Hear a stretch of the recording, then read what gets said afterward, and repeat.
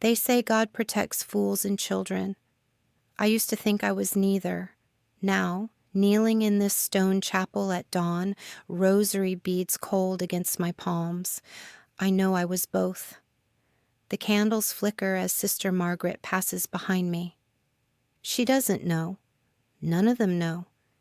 They see a devoted young woman who arrived 3 years ago seeking peace, seeking purpose. They don't see the blood I'm still washing from my memories. They don't see him. I squeeze my eyes shut, but that only makes it worse. Because when I close my eyes, I'm back there. Back in Seoul, back in that cafe on a rainy November night. Back in his arms. Hello, guys. Before I continue, please like, comment, and subscribe, and I'd like to know where you're watching from. My name is Grace William, and this is how I became a nun. 4 years ago, I was untouchable, or at least I thought I was. Fresh out of university in Lagos with a degree in international business and a scholarship to Seoul National University that made my mother cry with pride. She held my face between her hands the day I left and said, "You are our hope, Gracie, our blessing." I carried those words like armor all the way to South Korea. Seoul hit me like a wall of neon and winter wind. Everything moved faster there. People walked faster, talked faster, lived faster. I spent my first week lost, freezing, and convinced I'd made a terrible mistake. My Korean was textbook perfect and completely useless in actual conversation. The other international students formed groups quickly. I stayed on the edges, watching, learning. Money was tight despite the scholarship. Rent in Seoul wasn't like rent back home. I found work at a small cafe in Gangnam, tucked between a designer boutique and a pharmacy. The owner, Mrs. Kim, hired me because I smiled at her in broken Korean, and she said I reminded her of her daughter. The pay was modest, but the hours were flexible, and I could study between customers. That's where I first saw him. It was a Tuesday evening, October rain turning the streets into rivers of reflected light. The cafe was nearly empty.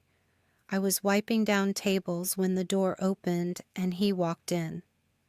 I've tried so many times to describe what it was about him. He wasn't the most handsome man I'd ever seen, though God knows he was beautiful in that sharp, dangerous way. Tall and lean in a black suit that probably cost more than my entire year's tuition. Hair pushed back from his face. Eyes that looked right through you and saw something you didn't want seen. But it was more than that. It was the way he moved, like the world might break if he stepped too hard, like he carried something heavy that no one else could see. He ordered an Americano. That's it. Didn't smile, didn't make small talk, just paid and sat by the window. He stayed for exactly 30 minutes, staring out at the rain, barely touching his coffee. Then he left. He came back the next day. Same time, same order, same window seat. And the day after that, and the day after that. Mrs. Kim noticed. "That man," she said in Korean, her eyes narrowing, "very handsome, very dangerous. You stay away from dangerous, handsome men, Grace." I laughed it off, but I watched him. Started preparing his Americano before he walked in. Noticed how he never looked at his phone. How his knuckles were scarred. How sometimes his jaw would tighten like he was fighting with ghosts only he could see. I nicknamed him the Ghost in my head. I didn't know his name, didn't ask, he didn't offer. 3 weeks of this, 3 weeks of silent proximity. Then everything changed. It was late November, near closing time. Mrs. Kim had left early for her daughter's birthday dinner. I was alone finishing the cleaning. The cafe was in a safe area, or so I thought. I locked the register, counted the cash, and was heading to the back when I heard the door. I turned, ready to say we were closed, and saw 3 men. Young, drunk, eyes glazed and mean. The leader said something in rapid Korean I didn't fully catch, but I understood enough. They wanted money, or maybe they wanted something else. The way they looked at me made my skin crawl. I backed toward the counter. "We're closed," I said in Korean, trying to keep my voice steady. "Please leave." The leader laughed, stepped closer, reached for me. That's when the door exploded inward. I didn't even know he was still there. The ghost moved like liquid violence. One second the men were advancing on me, the next they were on the floor. No drama, no movie choreography, just efficient, brutal precision. A punch to the throat, an elbow to the temple, a knee that connected with a sickening crack. It was over in seconds. The men scrambled out, one of them clutching his face, blood pouring between his fingers. I stood there shaking, hands gripping the counter so hard my fingers went numb. The ghost straightened his jacket, breathing barely elevated, and looked at me for the first time with something other than distant observation. "You're okay," he said. Not a question, a statement. His voice was deeper than I expected, with a slight rasp that made every word feel intimate. I couldn't finish. My legs gave out, and I sat down hard on the floor. He was in front of me immediately, crouching down, hands hovering like he wanted to help but didn't know if he should touch me. "Breathe," he said. "Just breathe.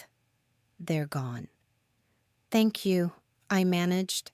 "Thank you. I don't... How did you... I was outside. I saw them follow you in."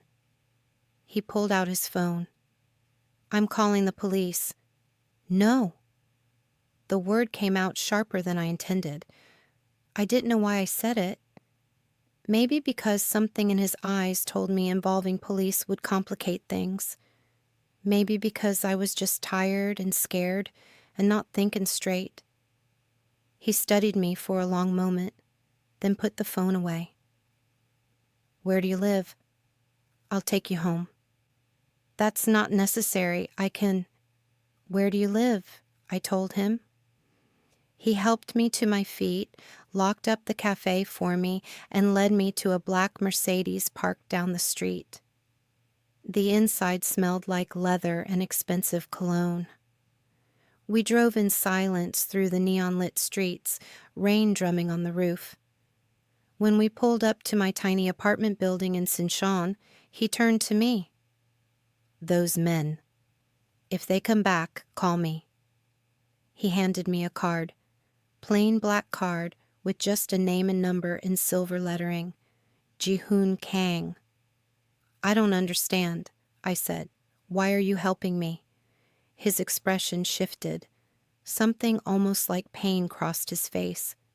"Because someone should." He drove away before I could respond, leaving me standing in the rain with his card clutched in my hand. I didn't throw it away. 2 days later, I texted him. Just a simple thank you. He responded within minutes. We started talking. Small things at first. He asked how I was settling into Seoul, about my studies, about home. I asked him about his work. He said he worked in family business, investments and property management. I should have known. God, I should have known. We met for coffee the following week. Not at Mrs. Kim's cafe, a quieter place in Itaewon where foreigners blended in. He smiled for the first time, and it transformed his entire face, made him look younger, less haunted. "I've been coming to that cafe for a month just to see you," he admitted. "I didn't know how to talk to you." "You could have just said hello," I teased. "I'm not good at just saying hello." We talked for 3 hours. He was funny in a dry, unexpected way, intelligent, well-read. He spoke English fluently with a slight British accent from studying in London, asked about Nigeria, about my family, about my dreams. Really listened when I answered. I told him about my mother's fabric shop, about my younger siblings who called me every week begging for stories about Korea, about how sometimes I felt invisible in Seoul, just another foreign face in a sea of foreigners. "You're not invisible," he said quietly. "Believe me, you're not invisible." Something in his tone made heat rise to my cheeks. We started seeing each other regularly after that, always in quiet places, away from crowds. I didn't question it. I was falling, and falling people don't ask about the ground until they hit it. He never took me to his home, never introduced me to friends.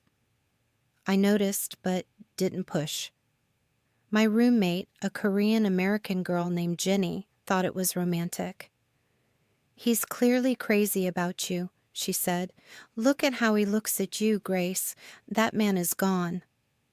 He was gentle with me, patient. We'd walk along the Han River at night, his hand warm around mine, talking about everything and nothing.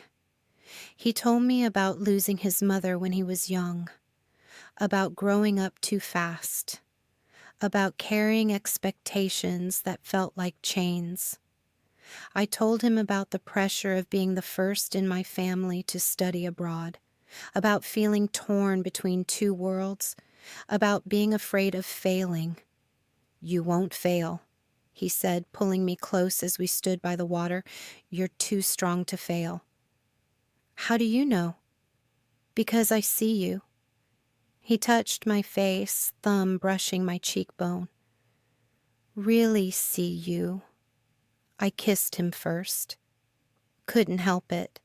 Didn't want to help it. He kissed me back like I was air, and he'd been drowning. 2 months in, I knew I loved him. Knew it was probably stupid and definitely too fast, but I loved him anyway. The heart doesn't care about logic. We were at his car one night in late January, him about to drive me home, when I noticed his knuckles. They were bruised, fresh, and angry looking. "What happened?" I grabbed his hand before he could pull away. "Work," he said shortly. "It's nothing." "Jihoon, this isn't nothing. This looks like you were in a fight." "Grace, please, not tonight." But I couldn't let it go. Too many things had been adding up. The expensive car, but no clear job. The late-night calls he'd step away to take. The way people looked at him when we were out, a mixture of fear and respect I couldn't quite understand. "What do you really do?" I asked. "And don't tell me family business. I need the truth." He stared at me for a long time. Then he started the car. "Not here. Come with me." He drove us to an empty parking garage overlooking the city, turned off the engine, sat there with his hands gripping the steering wheel like it was the only thing keeping him anchored. "My family name is Kang," he said finally. "That means something here, something heavy." "I don't understand." "My grandfather built an empire, not the legal kind. My father expanded it, made it untouchable, made us untouchable." He turned to me, and his eyes were full of something that looked like shame. "I'm the heir to the Kang Syndicate, Grace, the oldest mafia organization in Korea." The world tilted. I heard the words, but they didn't make sense. Mafia. That was movie stuff. That wasn't real life. That wasn't my Jihoon who quoted poetry and bought me hot chocolate when I was cold and held me like I was precious. "You're joking," I whispered. "I wish I was."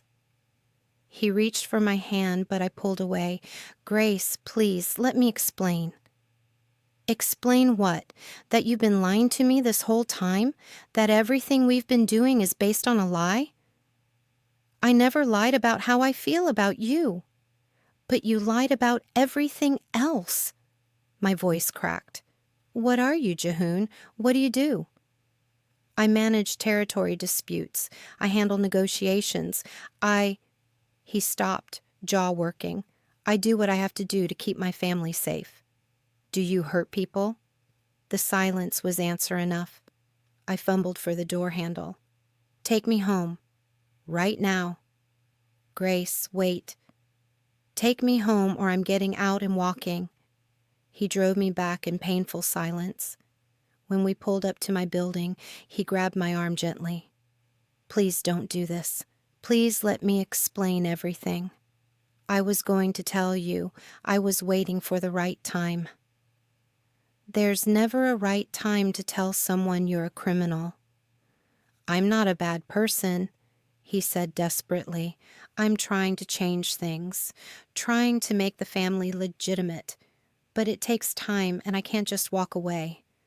There are obligations, debts, loyalties older than I am. If I could choose, I would choose you. Every time, I would choose you. I looked at him and saw the truth in his eyes. He meant it. He would choose me. But it didn't matter because he couldn't. Not really. I need time, I said. I need to think. How much time? I don't know. He let me go. I made it halfway to my building before I heard him call my name. I turned. He was standing by the car, looking lost in a way that broke something in my chest. I love you, he said. I know I have no right to say it. I know you probably don't want to hear it. But I love you, Grace. That's the most honest thing I've ever said to anyone. I ran inside before I could say it back. I avoided him for a week. Didn't answer his calls or texts. Threw myself into studying and work. Jenny thought I was crazy. So he's got a complicated family business, she said. Lots of people do. That doesn't change who he is. But it did. It changed everything. Because I'd been falling in love with someone I didn't really know. Or did I? The Jehoon who read poetry, who listened to my stories, who held me gently. Was he real? Or was it all an act? Late one night, my phone buzzed. A text from him. Just an address and 3 words. Please come over. I should have deleted it. Should have blocked his number. Should have done 100 sensible things. Instead, I got dressed and took a taxi to the address he'd sent. It was a penthouse in Gangnam, the kind of place you see in magazines, all glass and steel and money. He answered the door in a t-shirt and jeans, looking exhausted and vulnerable. I didn't think you'd come, he said.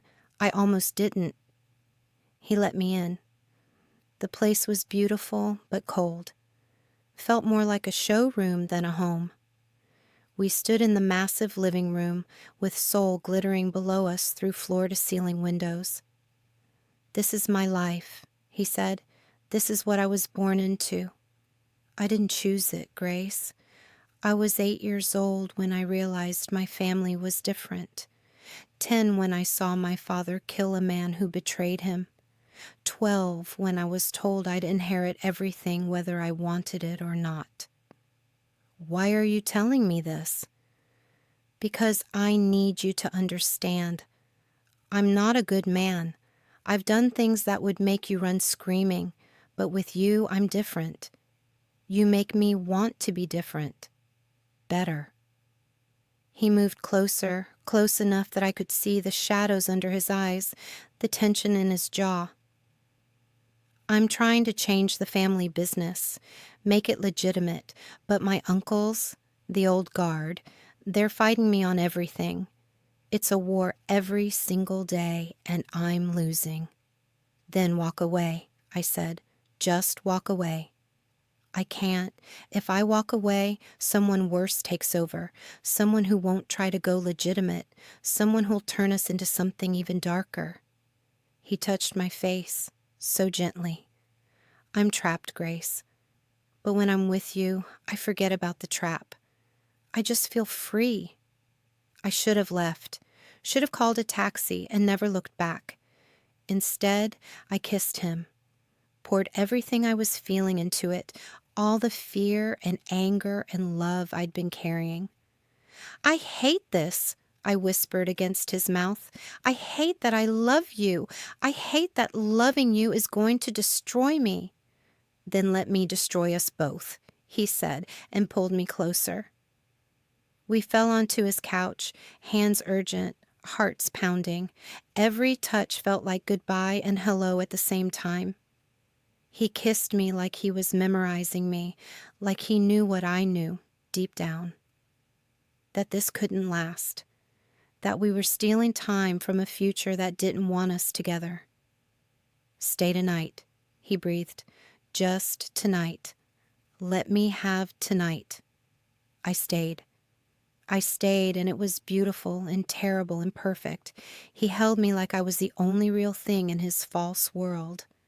Whispered things in Korean I didn't understand, but felt in my bones. Made love to me like it was both first time and last time. Afterward, we lay tangled together, the city lights painting patterns on the ceiling. Run away with me, he said suddenly. Let's just go. Take nothing. Be no one. Start over somewhere they can't find us. You don't mean that. I mean it more than I've ever meant anything. I turned to look at him, saw the desperation there, the impossible hope. Your family would find us. You said it yourself. You can't just walk away. Then we fight, together. You make me strong enough to fight. Jihoon, marry me. He sat up, pulling me with him. I'm serious. Marry me. Let me protect you properly. Let me give you everything. My heart shattered and soared at the same time. You're asking me to marry into a Mafia family. I'm asking you to marry me. The rest is just details.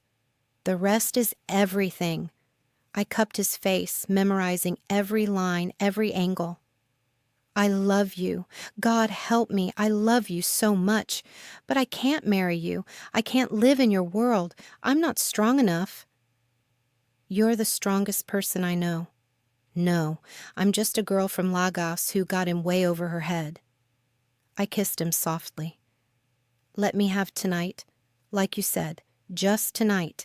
And tomorrow we'll figure out what comes next. Tomorrow came too fast and too violent.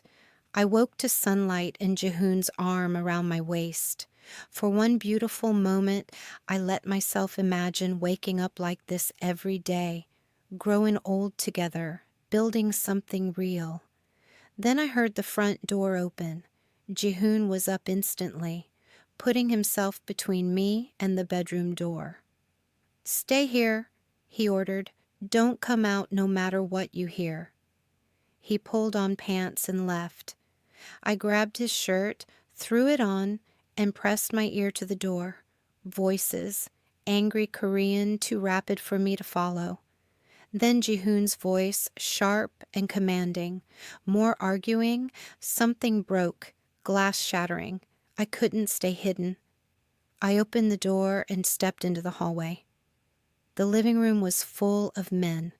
5 of them, all in expensive suits, all radiating the kind of violence that doesn't need weapons. In the center stood an older man, maybe 60, with silver hair and eyes like ice chips. So this is the distraction, he said in English, looking at me with contempt. This is what's making my nephew weak. Uncle, get out, Jihoon said, his voice deadly calm. This is my home. You have no right. I have every right. This family is my business, and you're jeopardizing everything for... He gestured at me dismissively. For what? A foreign whore? Jihoon moved so fast I barely saw it. 1 second he was across the room. The next he had his uncle by the throat. Say that again, he whispered. Please, give me a reason. 2 men grabbed Jihoon, pulling him back. His uncle straightened his jacket, smiling coldly. You've proven my point. She makes you reckless, emotional, weak. She makes me human, Jihoon spat. Human is a luxury we can't afford. His uncle turned to me. You, come here. I stayed frozen. Jihoon struggled against the men holding him. Don't you dare touch her. I'm not going to touch her. His uncle pulled out his phone, showed me the screen. I'm simply going to show her the truth. It was a video. Grainy security footage, Jihoon beating someone. Not the controlled violence I'd seen in the cafe. This was brutal. This was rage-given form. The person on the ground wasn't moving and Jihoon kept hitting. That was last month, his uncle said conversationally. Territory dispute. The man lived, but he'll never walk properly again. I couldn't breathe. Couldn't think. That wasn't my Jihoon. But it was. It was the same person. Grace, don't listen to him, Jihoon begged. That's not who I am. Not with you. But it is who you are, his uncle said. Without her? And she will leave eventually. They always do. Then you'll come back to us. Back to reality. So I'm simply speeding up the inevitable. He nodded to one of the men. Before I could react, before Jihoon could do more than shout my name, hands grabbed me. Rough, professional, uncaring. I screamed and fought, but they were too strong. Last chance, his uncle said to me. Leave Seoul tonight. Never contact my nephew again, or I'll make sure you disappear in ways that will keep him looking for years. Do you understand? I looked at Jihoon, saw him fighting like a wild animal, murder in his eyes, saw what he was becoming, what he'd always been under the gentle surface. I understand, I whispered. Grace, no. Jihoon broke free, blood streaming from his nose. No, don't listen to him. I'll protect you. I swear I'll... His uncle's hand shot out, struck Jihoon across the face with shocking speed. Enough. You're embarrassing yourself. They dragged me to the door. The last thing I saw was Jihoon on his knees, restrained by 3 men, screaming my name. They took me to a warehouse somewhere outside the city, kept me there for 6 hours. Didn't hurt me physically, but the psychological torture was enough. One of them showed me pictures. Other women who'd gotten involved with the Kang family. Some were dead, some were worse than dead. You seem like a smart girl, the man said. Smart enough to understand what happens to people who complicate our business. By the time they released me back in Seoul, I was a shaking mess. They dropped me at my apartment building with a final warning. You have 12 hours to leave the country. After that, we can't guarantee your safety. I stumbled into my apartment. Jenny was out. Thank God Jenny was out. I couldn't have explained this, couldn't have put her in danger. I started packing, just essentials. Hands shaking so badly I kept dropping things. My phone rang continuously. Jihoon. I didn't answer, couldn't answer. If I heard his voice, I'd break. I'd stay. And staying meant dying. I was almost finished packing when I realized something. The airport wasn't safe. They'd be watching. Bus terminal, train station, all of it. They'd find me before I got out of Seoul. I needed somewhere they wouldn't look. Somewhere they couldn't touch me. The church. There was a Catholic church in Myeongdong I'd visited once, feeling homesick for Sunday Mass back in Lagos. The priest there, Father Michael, was Irish and kind. He'd talked to me about the church's history, about the sanctuary they provided during the Korean War. Sanctuary. The word felt like prayer. I grabbed what I could carry, left everything else, and ran. The church was quiet when I arrived, Tuesday evening Mass just ending. Father Michael recognized me, smiled until he saw my face. Child, what's wrong? I broke down right there in the pews, told him everything, didn't care any more about protecting Jehoon's secrets, just needed help, needed safety.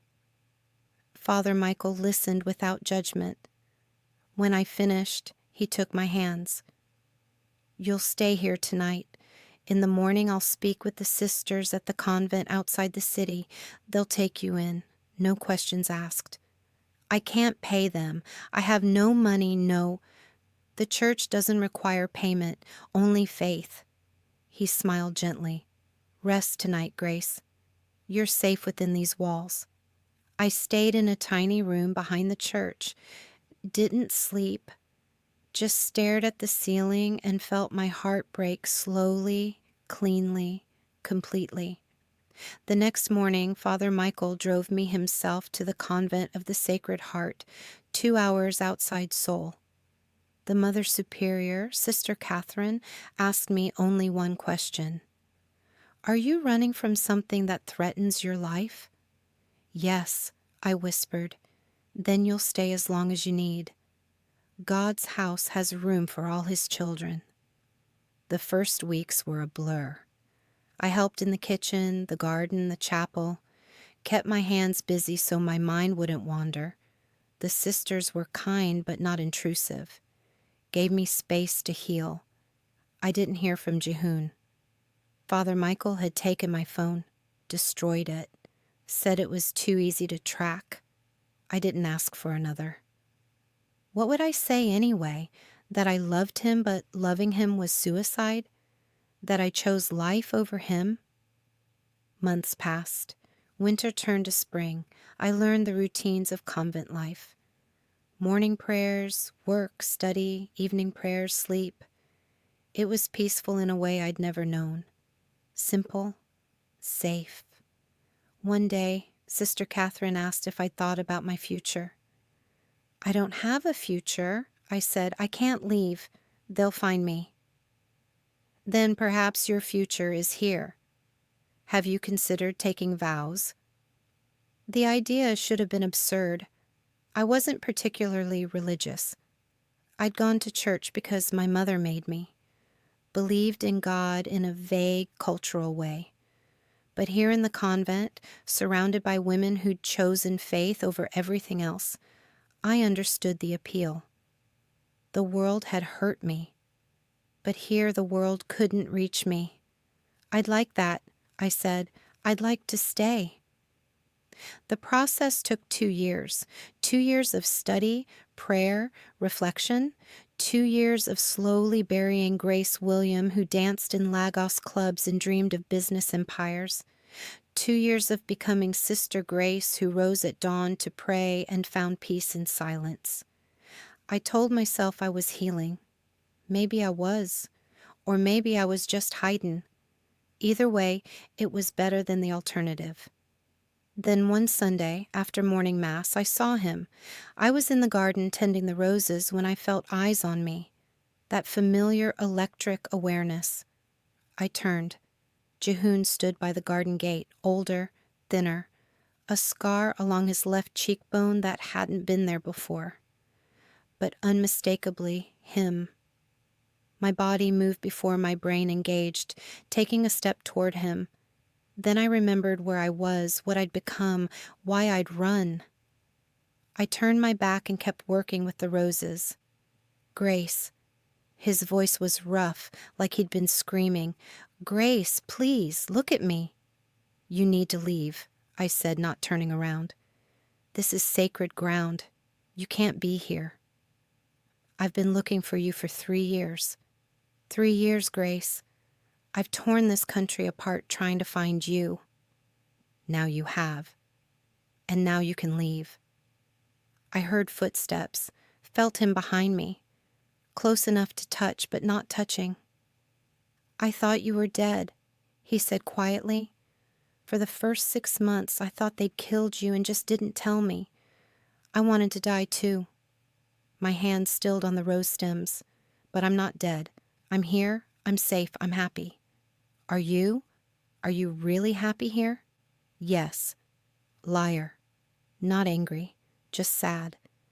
I can see it in your shoulders, how you hold yourself. You're hiding, Grace, not living. Maybe hiding is living for people like me, people who got too close to your world. It's not my world anymore. This made me turn. He looked broken in a way that terrified me.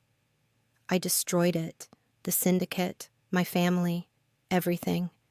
It took 3 years, but I burned it all down. What are you talking about? After you left, I lost my mind, started a war with my uncles, made deals with the police, the prosecutors, turned evidence, watched my own family get arrested one by one. He laughed bitterly. My father disowned me from prison, called me a traitor. He's right. Jihoon, the Kang Syndicate doesn't exist anymore. It's done. Finished. I finished it. He stepped closer. I thought if I destroyed everything that stood between us, you'd come back, that we could start over. But you don't want that, do you? You want this. He gestured at the garden, the convent, my habit. You want safety more than you want me. That's not fair. No, it's not. Nothing about us was ever fair. His eyes were wet. I'd never seen him cry. But I need you to know, I love you. I've loved you since the first time I saw you in that cafe. I'll love you until I die. And I'm sorry. I'm so sorry for everything. I was crying too now, tears falling on my habit. I can't go with you, Jihoon. Even if there's no more syndicate, even if you're free, I can't. I'm different now. I'm not the girl you knew. I know. I can see that. He reached out, stopped just before touching my face. Can I ask you one thing? Just one honest thing? What? Do you still love me? The truth. He deserved at least that. Yes, God help me. Yes, I never stopped. He smiled through tears. Then that's enough. That's more than I deserve. He pulled an envelope from his jacket, placed it on the garden bench.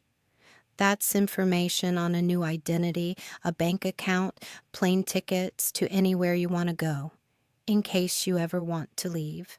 No strings, no obligations, just options. I can't accept that. You don't have to use it. Just know it's there. He backed away, hands in his pockets. I won't bother you again, I promise. But Grace, I'll love you from far away. You deserve a life without blood, without fear. I couldn't give you that before, but I can give it to you now. He turned to leave. Jihoon, wait. He stopped, but didn't turn around.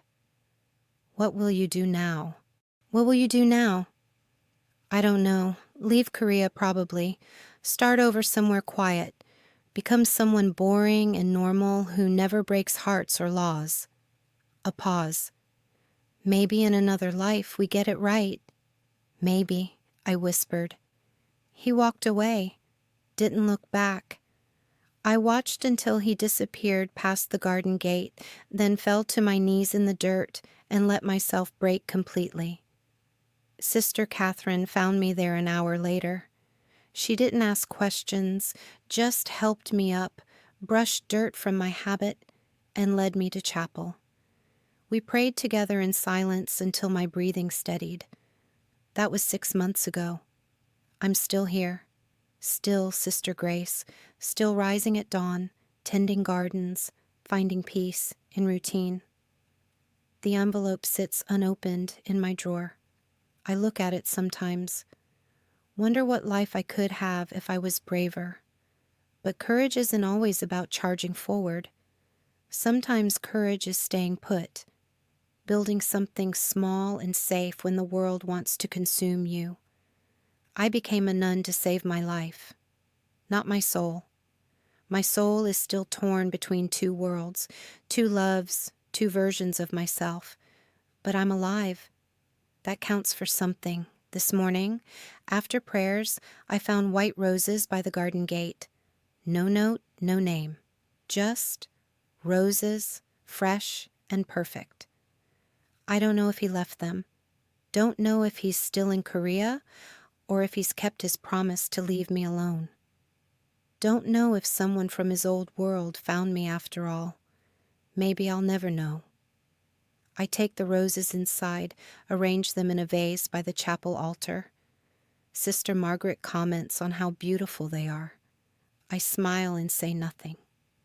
Some secrets you keep forever. Some loves you carry like rosaries, prayer by prayer, day by day. Some choices you never stop questioning, even when you know they were right. My name is Grace William, and I am a nun who still dreams of a man with scarred knuckles and eyes like midnight, who still wakes up reaching for someone who isn't there, who still wonders if redemption is possible for people like us who love too dangerously. But I'm alive. I'm safe. And somewhere out there, because of me, he's trying to be better. That has to be enough. It has to be